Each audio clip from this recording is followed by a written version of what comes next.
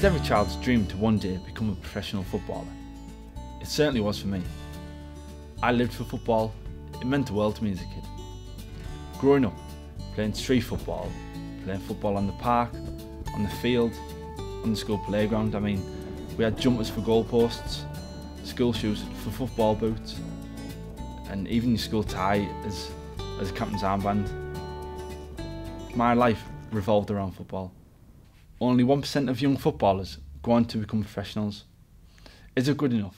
I think it's probably about right. I mean, what we've got to remember here, we are in grassroots football and we do cater for all the levels of ability I've just mentioned, whether they're very, very good players, whether they're going to become elite players, or whether they are the lads from the town who just want to kick a ball about with their mates for a couple of weeks. If it was high statistic, you get more players that aren't as good at it.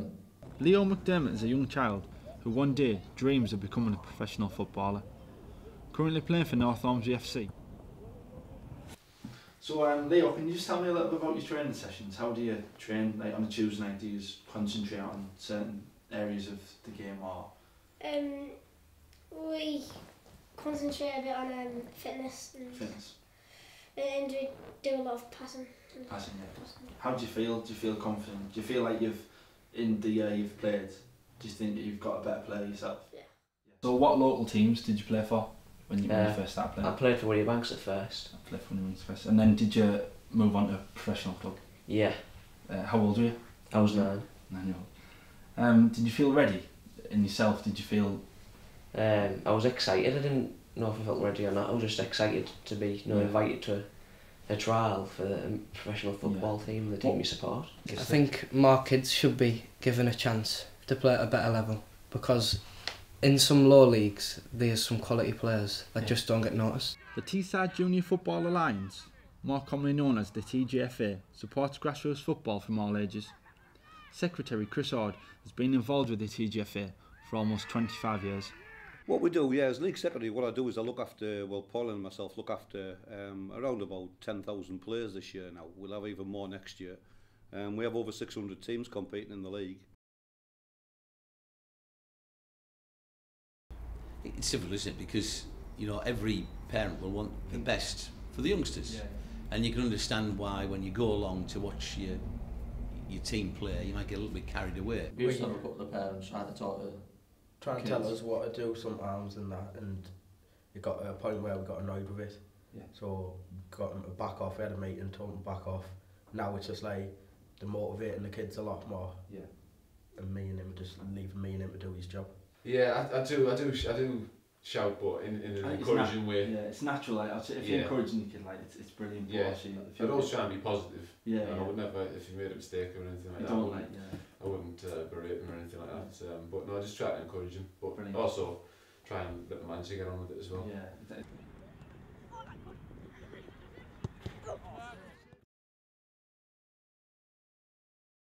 Well, you know, then it was what you get changed wherever really. You know, it was sometimes you get changed in a car, or sometimes you get changed outside in the rain. And the facilities that they did have were quite dated back then. And to be honest, some of them still are now.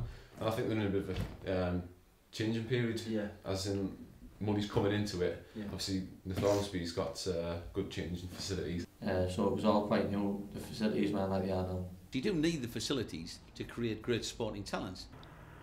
Cleveland Juniors Football Club is currently undergoing a facilities refurbishment, with new changing rooms and various other things being built for the benefit of the young children. Well, I think the first thing is that to be a top quality professional footballer will take a great deal of skill, dedication. But maybe like desire to win and professionalism. I made more sacrifices than any of them, and you've got to do that, because as I said, some of them players were comfortably better than me, naturally more talented than me, but they didn't make the sacrifices and they aren't where they should be now. I signed for Middlesbrough and England, and at just over 18 years old, they got rid of me because I wasn't saying enough for training. I was making excuses, saying I was ill when I wasn't ill. I just sort of fell out of football. You just got to keep working hard, I suppose, and you got to play to your maximum potential, and you've got to work hard every day. So I was disappointed, but at the same time I knew that I had to work hard to achieve that, what I believe I was destined to be. I never made it as a footballer. In all honesty, I think I got to a certain age and I fell out of love with the game. I stopped enjoying it, and even spending time with my friends and playing every Sunday, it became more of a chore than an enjoyment at times. And to be honest, I think I got to a certain age and I thought, you know what, I'm not going to become a pro now. So what's the point? And looking back, it's the wrong attitude to have, because you obviously have to enjoy it, but at the same time, give 110% and be committed as much as you can and give everything you've got. And I stopped doing that in the end. And if you ask me now, do I have any regrets? Definitely.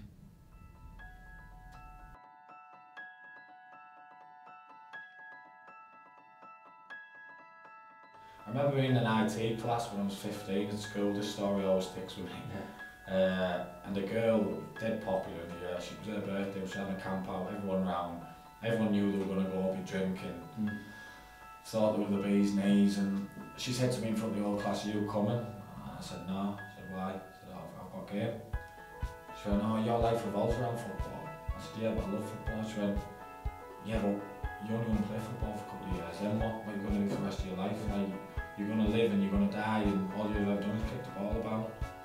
And I said, "Oh, I'll show you." I said, "Like, you'll see in a few years. When you're working every day 9 to 5, I'll show you what I'm doing then, and then you come talk to me." And I was like, "Yeah, nah." And I use that as motivation. That, amongst others, teachers told me I couldn't be a footballer. Teachers said, when he used to say, "What are you going to do?" I said, "I'm going to be a footballer." "Yeah, but what are you really going to be?" "I'm going to be a footballer." And that's when you've got to believe in yourself, going back to belief. So the sacrifices came then, when it's not easy either. You've got peer pressure, all your friends are like, come out, come and stay out. I've got a game in 2 days, I've got a game in a day. Or try this, try that. And it was something that I never done. And if I could give one bit of advice to any young player now, it would be, you've got to make sacrifices.